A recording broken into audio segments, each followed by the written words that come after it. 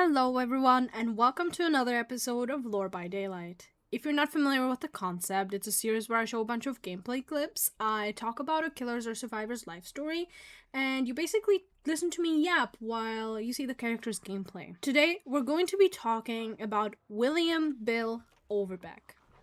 A little disclaimer, not everything in this series is 100% confirmed, not everything is 100% true. Some of these things that I say may be theories, they may be just kind of discussions, and also honestly sometimes just speculation. We're all here just to have some sort of fun. So, Bill was released on the 8th of August 2016, and he was pretty much the first licensed DLC. Bill is from the game Left 4 Dead. If some of you didn't know, he is not an original character despite being free in the game. Bill comes with 3 unique perks. Left Behind, which shows you the aura of the hatch if you are the last survivor standing. Borrowed Time, which extends the duration of a survivor's endurance after you unhook them, making them a little bit less likely to get tunneled. And it extends their duration of haste. And last but not least, Unbreakable, which allows you to recover yourself from the dying state if you were downed by the killer. Bill is an American soldier, and he is somewhere around his 60s. Bill goes and serves in the army, where he does 2 tours in Vietnam. He actually kind of liked the army. He was very successful there. He had a lot of mates there. But he does get honorably discharged at some point because of some sort of circumstances. I'm guessing it was probably due to age, if I remember correctly. However, because he was so used to the army life and serving in the army, he basically has no luck in regular life. He struggles to find a job, he doesn't really know how to socialize properly, he doesn't have friends, he doesn't have family that he could talk to, and he struggles with day-to-day tasks like grocery shopping, just all that. He's not really well socialized in society, so he actually really struggles being out of the army. He goes in for a routine surgery, which was supposed to be a super easy surgery, basically in and out, like, you go in there, you have the surgery, you stay for 1 day, and you're out of there. Very easy, nothing to worry about, which he didn't worry about it because he knew how there's basically 0 chance of the surgery having any complications. However, when he wakes up from the surgery, he wakes up to a zombie outbreak. Kind of like Rick in The Walking Dead. Bill sort of sees this as like a calling, or like as I have to serve my purpose, and he goes home from the hospital, puts on his army uniform, and goes out to scavenge. Quite literally. That is not the normal reaction, Bill, by the way. I'd beg to say that most of us would probably be scared to death. We would not know what to fucking do, because who knows what to do with fucking zombies, right? And we would probably be hiding out in some underground bunker or something. But no, Bill goes out and looks for people, looks for food. He is ready to survive the apocalypse. Time goes by, he is literally just scavenging, killing zombies, surviving, literally surviving. He's doing it very well. I mean, he does have the military practice, right? He does. But still, zombies are not soldiers. Bill has balls. While he's out on a scavenging hunt, he finds a group of people. Zoe, Francis, and Lewis. He is a little bit hesitant to talk to them because, as I said, he didn't really have a lot of, socializing. And he wasn't exactly like, oh, let's be besties kind of guy. But he basically groups himself with them, and they understand him. They're a lot younger than him. He's quite literally the oldest in the group, but they accept him into that group, and they start surviving together. They go on scavenging hunts together, they kill zombies together, and they basically get through whatever challenge is served upon them. He establishes a bond with all 3 of those, but I believe that Francis was his least favorite for some reason.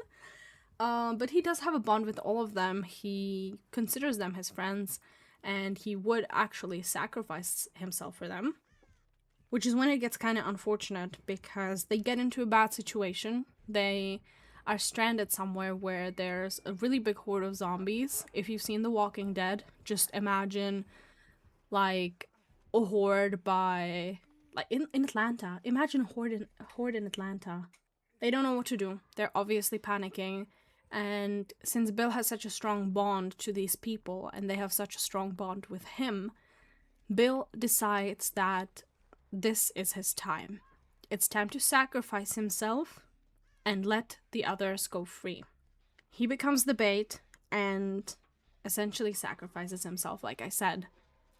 He is presumed dead, but this is essentially when the entity takes him into the realm, because the entity senses that this is a vulnerable time. He's sacrificing himself for other people that he hasn't even known his entire life, right? But he bonded with them so much, and they were actually such good friends after surviving together for a while, that this was a vulnerable moment for Bill, and the entity takes him. I find that kind of rude, honestly, because Bill was literally ready to die. He was like, nah, I'm out of here. I've done my good in the world, right? Like, I've served in the army, I've lived some normal life, I took care of these people that didn't have the military knowledge that he did. And the entity goes like, nope, you have to serve in my trials. There isn't a whole lot to Bill's lore, but there are a few fun-ish facts that are known to Bill. One of them being that he doesn't like to be called Pops. You may not know why someone would be called that, but basically, sometimes you would refer to an older person as Pops, especially if you're, like, closer to them. And the other three people, aka Zoe, Francis, and Louis, could possibly have seen Bill as a dad in some way because he was the oldest in the group, but Bill didn't really like to be called Pops. Bill is also the only free license that we have in the game, and that's because the license holders don't wish anything from him to be monetized. This is why everything that Bill receives as well in terms of skins is completely free. You don't have to buy it, you already have it, including like his Christmas sweater, for example. Due to this, he used to be not available on console, actually, because crossplay was not always a thing in Dead by Daylight, and when it wasn't, and Bill was already released, console players didn't have him in the game. They had his perks as general perks, but no Bill to be seen.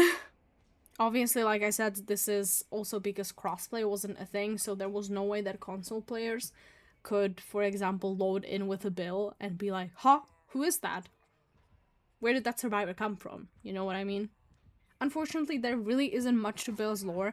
Obviously, there are some sort of dialogues that he's had with these people that he met.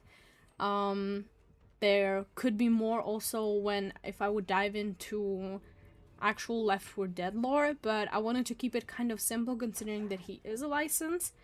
But in the end, there really isn't all that much. Thank you so much for watching this episode. I really, really appreciate it because Bill is honestly such a cool guy. He's such a cool dude. Like, you see him in your game with his little cigarette and you're just like, yeah, he's got style. If you like this video, please make sure to like it, leave a comment down below, subscribe, and even share, because that definitely helps a lot for me to grow and learn a little bit more. Next up, we're going to be talking about Michael Myers. Stay tuned, I will see you guys next time, and have an amazing day.